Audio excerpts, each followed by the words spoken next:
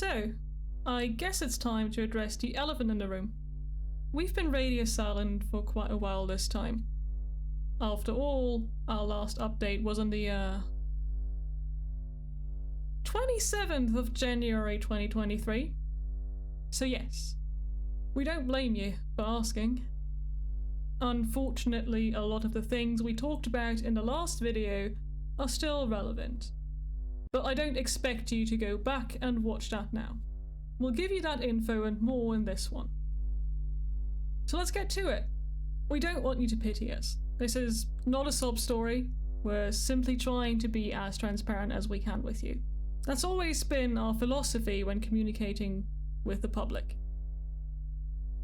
So let's start with who I am. My name's Anita, I'm the art director, and I'll be guiding you through this update as best I can. First on the list to get through, the obligatory why now? We chose to publish this video now, not because we hit a major milestone for negative atmosphere itself, but to provide context to something else that is about to happen. Something that would probably confuse or anger a lot of you if you saw it without context. We at Sunscorched are about to release another title. It is not negative atmosphere, but it's close. In fact, you'll see the same characters, one of the spaces you'll see in the main game, and a lot of the tools and tech.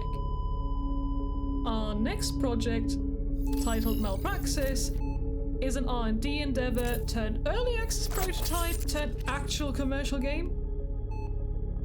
We're publishing this now because of all the reasons you'll learn about if you keep watching. But if you click away here, just take the TLDR. This is a game made to be able to make a living as a studio, while also still working on the cool tech negative atmosphere needs. Malpraxis has all the gore, audio and visual polish negative atmosphere has, and much more subtle, invisible things we needed to test and develop. We just need to work towards this big dream by climbing the stairs, because we don't have an elevator to take us all the way to the top in one go. This video itself is meant to tell you how and why all we're doing is still relevant to get you the game we initially wanted to make. In fact, are still making and will be showing some new media for in this video. At least that's what was supposed to be. Turns out, when I wrote the script, we did a buttload of shit in the last 2 years since we did the last big video. So, instead we'll be publishing them as a series of smaller devlogs in the new year. The first video that you're watching right now will just cover where we stand as a company. A state of Sunscorched, so to speak. The next video will talk about the project's progress, so if you don't care about the studio side of things, you can skip this one. I won't be mad.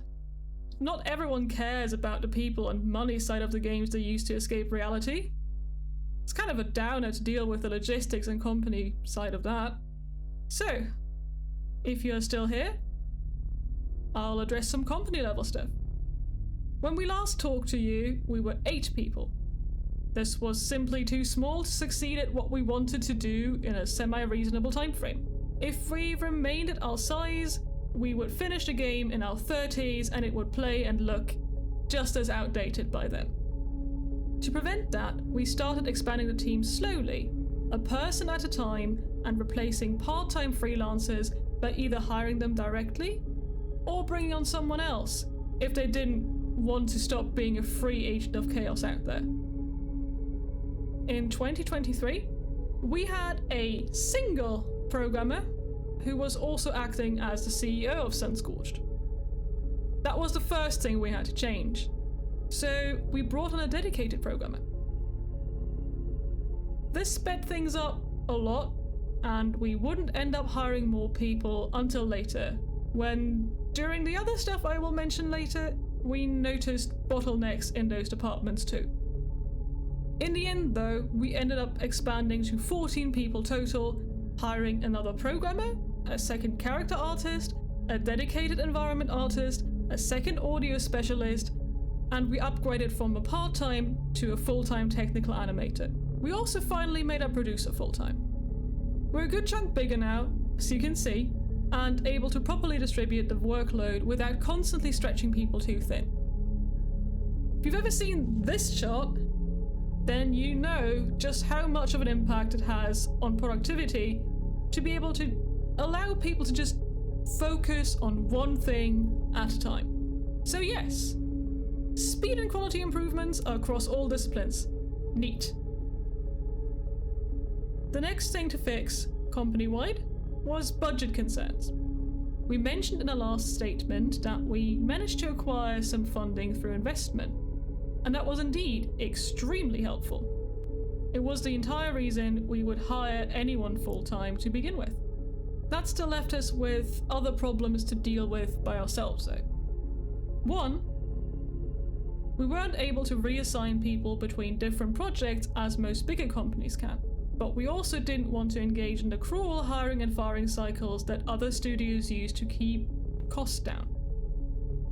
Instead, we started doing smaller outsourcing contracts for other devs to reduce the amount of cash we burn through each month.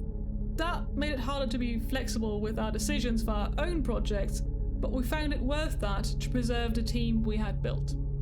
2. Negative atmosphere was always ambitious, and the upfront cost of doing it all at once was still not something we could afford by ourselves. We had cash now, but not multiple millions. So, we made a plan on how to build up to getting to make negative atmosphere. We would, and in fact did, make multiple smaller games that used parts of the mechanics we wanted to have in negative atmosphere, as well as some of the tech we needed to build to make our vision possible.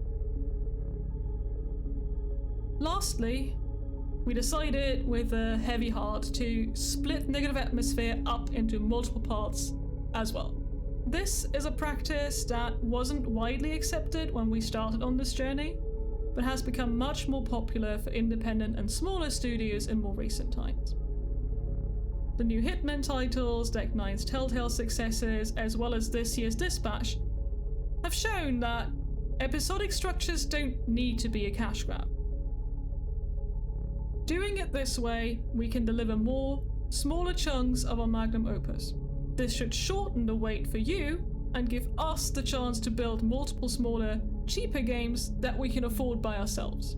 This is not the way we dreamed of doing things, but it is the only way negative atmosphere won't forever remain this white whale we chase, having to sacrifice too much along the way to be sustainable long term.